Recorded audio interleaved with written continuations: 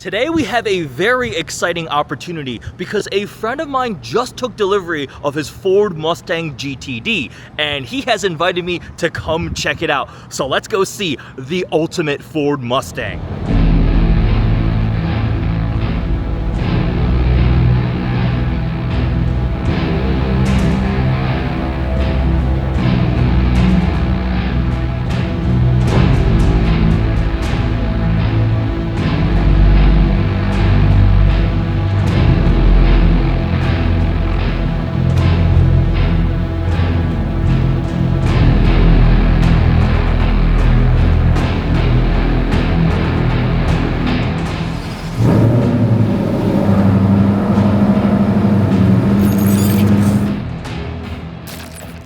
Into the warehouse we go, and one of the first cars we see is not the GTD, it's actually one of the primary competitors, the AMG GT Black Series. We have a 992 3RS over there, a full carbon Ford GT, but we'll check out those in a moment. The focus is here, front and center, the new Mustang GTD, finally customer deliveries of the ultimate iteration of the Ford Mustang, and surprise, not one, but two GTDs here. The all-black spec one here is my friends. It actually matches his AMG GT Black Series. Supercharged V8, 5.2 liter supercharged V8. It's dry sump now, so it's an evolution of the GT500's V8. And it makes 815 horsepower, 664 pound-feet of torque. It'll do 202 miles an hour, but straight line power and speed is not what this car was built for. This is a race car. GTD stands for GT Daytona, right? The GTD class race car. So as you can tell with the absolutely enormous rear wing, the widened fenders and everything, this is meant to handle and hit the track, but you can't discount the powertrain. That V8 hiding underneath there, 815 horsepower. You know, when Corvette is coming out with the ZR1 making 1,064 horsepower, ZR1X hybridized, 815 might not sound like an insane number anymore, which is a crazy world we live in, but it's what the Mustang GTD can do with that power because the aero and handling. So this thing has DRS, drag reduction system. So little flaps there in the wing can actually open, they pivot, and essentially lets air flow through to reduce drag, because when you have downforce, you typically have a drag penalty, and just like a Formula One car with the DRS mode, this thing has DRS. Also worth mentioning, the 992 3RS also has a little DRS thing, so similar concept, and they also are both swan neck wings, which means they mount on top. And the reason for that is the lower side of a rear wing, this surface area is the most important part. So by mounting it on top like this, you actually get more surface area because you don't have the connecting stanchions on the underside there. And then, I mean, just the visuals, the look of this wing, it comes into the rear windshield area here. This doesn't have a functional trunk. There is no usability back here at all on the GTD. You have these carbon intakes here too for more airflow. Lots of carbon fiber exposed on this one. The rear wing right here on the trunk. Even the GTD badge is in carbon fiber. The entire lower diffuser area here is carbon fiber. The Akrapovic titanium exhaust for even more lightweight, higher flowing. Also worth noting, since we're back here, is the transmission. It's an 8-speed dual clutch, but it's a transaxle for better weight layout. So obviously the transmission had to be beefed up to handle the power and torque of that supercharged V8, but they moved it to a transaxle for a perfect 50-50 weight distribution, which obviously is ideal for handling. So that's another change from the GT500. This is not just a GT500 with a wide body kit and a big wing on it. This is a properly, thoroughly engineered and designed race car built by Multimatic. So Multimatic, they did this generation Ford GT. They build race cars. They do suspension systems, the DSSV spool valve dampers, and the now GTD is one of their latest projects. They also work with other manufacturers on really high-end, bespoke, low-volume, high-performance race car projects. But back to the GTD. You can put a license plate on this thing. It's road legal. Dave was just saying he may take it to Monterey Car Week this year and drive it around. And the guys from Multimatic and Ford were like, you could daily drive this thing. It's comfortable. They road trip it. It ultimately is still a Mustang, and that's the beauty. It's not a pure race car. It's race car for the street. Now the tires. There's a reason why our fenders are so flared out. They're so aggressive because you have a 4-inch wider track, I believe, but the tires are absolutely enormous. They're 345s out back, 20-inch wheels, and they are magnesium wheels. No regular forged wheels here. Magnesium wheels for the lowest amount of rotational mass, lowest unsprung weight. Cup 2Rs, 345s out back. Yeah, those are pretty hefty wide tires for maximum contact patch. And then up front also we have 325 Cup 2Rs. So this thing has tons of tire, tons of grip. Cup 2Rs are the even more slick race version of the Michelin Cup 2 tires. Now we have carbon ceramic brakes, absolutely enormous carbon ceramic brakes from Brembo. You got the GTD lettering on the actual calipers there. Obviously stopping is critical. This doesn't activate as much as an air brake. It's more a DRS system, so it's not going to go like vertical for slowing down. So huge carbon ceramic rotors, 6-piston front, 4-piston rear. I mentioned the magnesium wheels. But let's take a closer look at the bodywork. This one is all in black, so it does kind of blend in, but it still looks so evil and menacing. You can kind of imagine where the taillights are. That's where like a regular Mustang GT would end. And this is all widened, and the way it all flares out. All those are unique body panels. The rear bumper, the side fenders there. Oh my gosh, take a look at the diffuser. The fins going all the way down. They have the underbody also optimized for aero.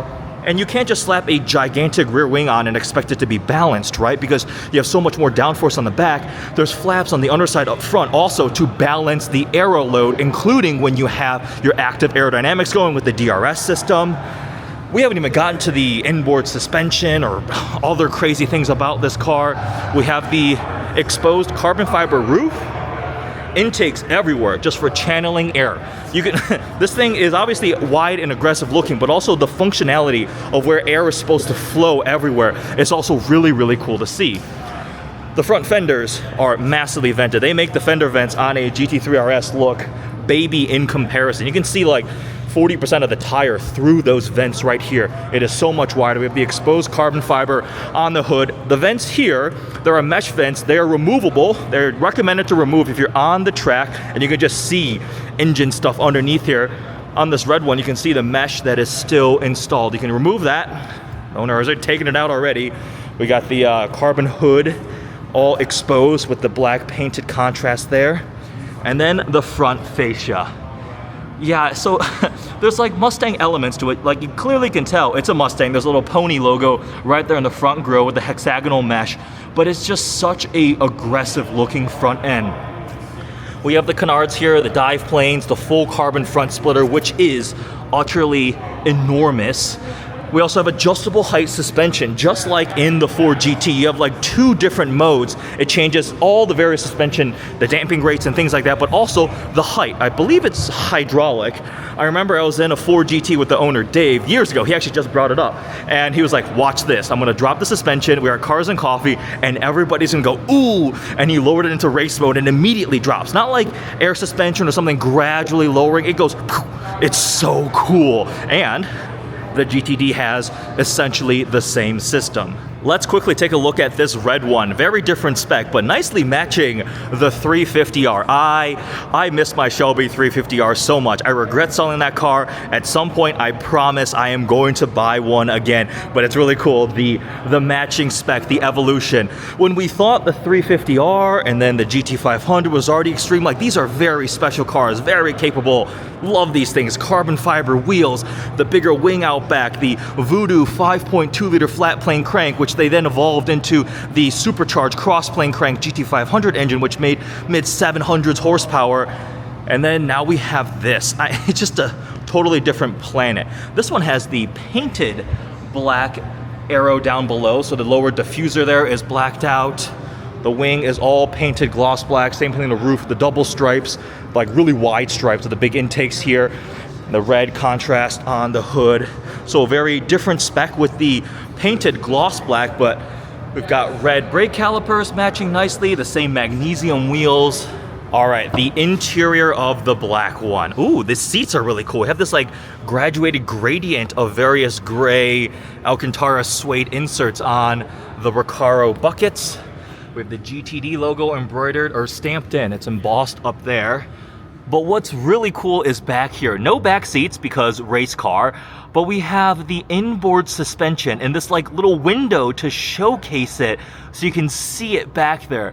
That is beautiful. That is so cool to get to see that, because they could have just covered it up and just told you, hey, it's functional, it's back there. But you have this window, so looking back there, you can see your inboard suspension, which is pure race car stuff.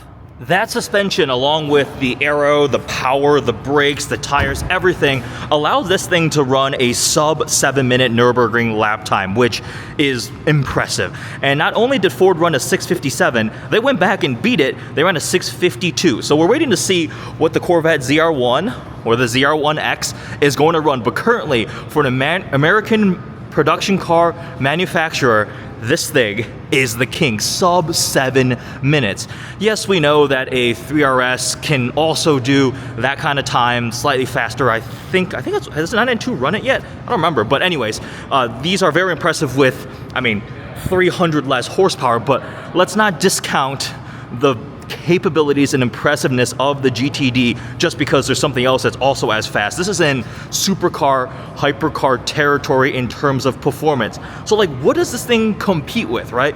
You have GTD, which is a Mustang technically by branding and hierarchy. It's going up against this car, AMG GT Black Series, 992 3RS, and I'm sure when the 992 GT2 RS comes out too, we're also going up against the Corvette ZR1, ZR1X inevitably. We have McLarens, Lamborghinis, so it's not a bad time to be a fan of American performance cars. If you love Ford, you had the latest iteration of the Ford GT.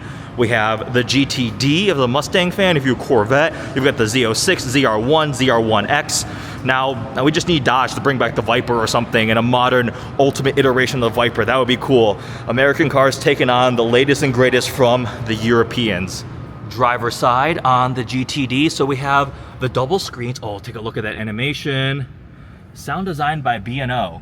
So this is a car you could absolutely daily drive. You have a B&O sound system. Creature comforts, luxuries are still available. That's really cool. Does it just keep rolling? All right.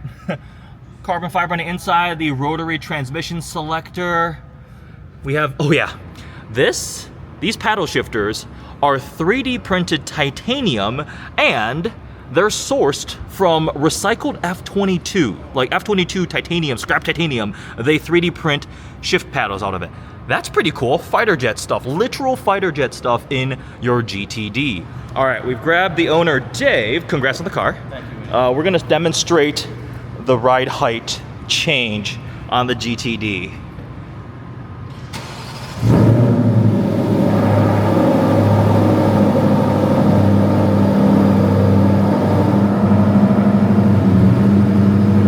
That is slammed. Look at that. That's for racetrack use only. You would not want to drive on the streets of Detroit like that.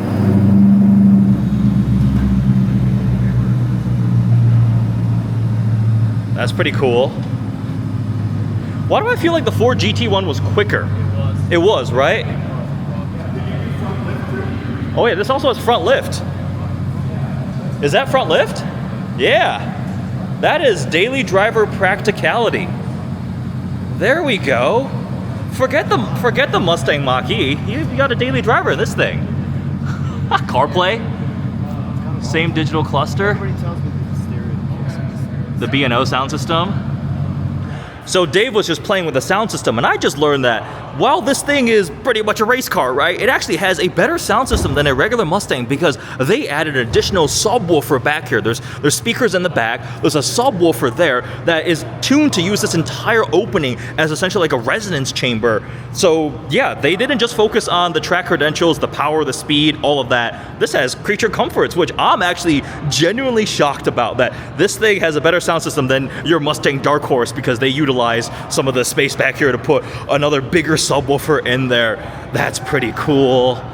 While we're here, we might as well take a look at these cars. We have a 2nd gen Ford GT, a 3rd gen Ford GT, an exposed carbon. See the blue stripe there, subtle with the red mirror. So this is all carbon fiber.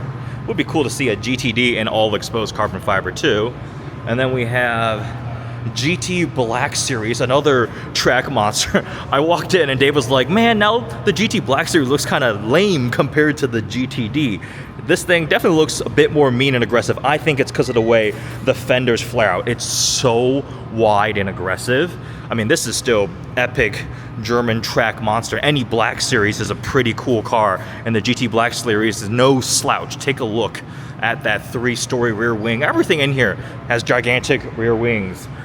992 3RS and a 350. Ooh, is it gonna start up? Ah, valves closed. Open the valves. Come on. Ah, I missed that car. There you go. Woohoo!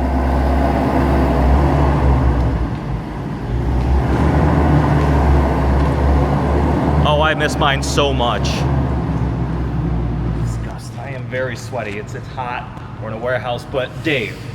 So, congratulations. thank you, sir. Thank you. What are your initial impressions of the GTD, having just taken delivery? I mean, you know, I think the car's super badass. Yeah. It's super tough. The build quality is really good. All the carbon looks really good. It sounds phenomenal. It really makes the Black Series look a little sedate, which is funny because the Black Series is a really tough looking car. Yeah. And I think it looks appropriate amongst the competitive set. So it's an achievement for Ford to have built a legitimate GT3 RS Black Series competitor. Absolutely. So. Now, having owned multiple Ford GTs, I mean, I want to talk about the price with you, because when these things were first announced, it was like 300s. Because I remember I went one point briefly, was like, hey, do you think I could get a GTD?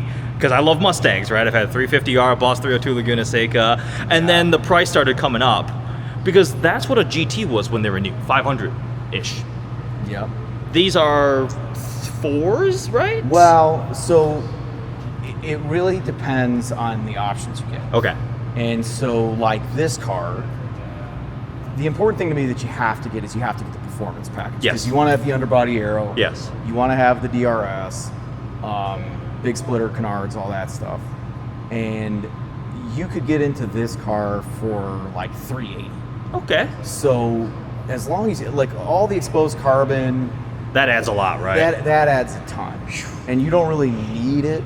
So if you're purely looking for performance, it's not terribly out of line to a 3RS. Yeah. So, because I mean, 3RSs are going for their MSRP like low 300s, right? Yeah. Like yeah, three roughly. something. 3 to 350. Yeah, and then they were going for 150 over, so that's $500,000. ZR1s we see already currently. Did you see the one listed for $500,000? I did. GT Black Series, they've settled around what, 400-500? No, they're pretty close to sticker. I mean, that car was 340, and I mean they're like 350, 400. Oh, okay, so. okay. At one point they were like 700-800K. I remember they were really crazy. They for were a minute. silly for a while. And I think they're underpriced now because it's a really badass car. Yes. And there's very, very few of them in the US. It's a Black Series. I mean, a Black Series is always going to be special. But the GT, obviously every Ford GT has essentially appreciated.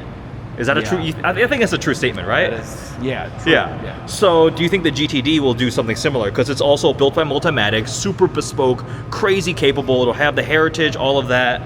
I don't know.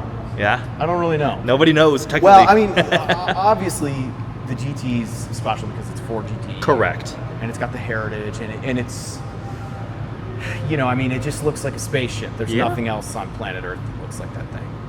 So, but there's nothing else that really looks like this thing unless you're literally at Daytona. And the market for, I mean, they make a ton of these cars, a ton. Yes.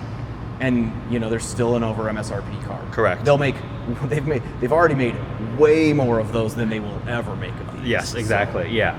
So these will always be special. And regardless what you think about the value, you cannot deny the engineering capabilities of the GTD. And when you see this thing in person, you really realize how insanely wide it is. Were you telling me that like the fenders contribute downforce on their own, right? Yeah, like 200 pounds per side. 200 pounds per side, because look at the size of these fender vents, and then we'll just take a look at the ones on the Black Series, and then on the 3RS. They're puny in comparison. The GTD which is kind of a shock. That car makes a lot more downforce than this car, which is really surprising because this thing makes a shit ton of downforce. Yeah, I think that's where we were talking like this versus ZR1, because everybody's talking, oh, ZR1 so much more power, but this I think makes more downforce, doesn't it? A lot more. A lot more downforce. So even though it's down 200 horsepower, that's where it may win out on the track. I'm personally excited to see what the ZR1 and ZR1X do. Yeah, I'd be, I mean, that thing makes a lot of power. Yeah. It's going to be very, very hard to beat ZR1 for everything. Yeah. So.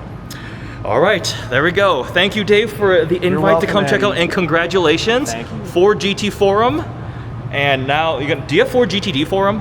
Just add Mustang one letter. GTD Forum. Mustang GTD Yes. Forum. For There us we go. old people that do forum stuff. The forums, but this thing is so crazy to see in person. And as a Mustang thing, I gotta admit, like, I'm extra excited because Mustangs have been special to me since I was a kid.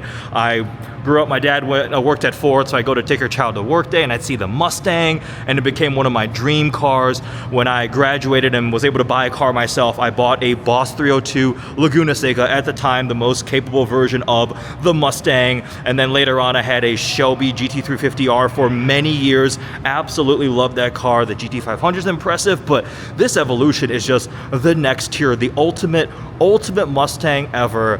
I hope to get to experience one of these at some point on the road, but there it is, delivery day for my friend Dave, and another red one over there, and a Mustang GTD. Hope you guys enjoyed this video. Thanks for watching.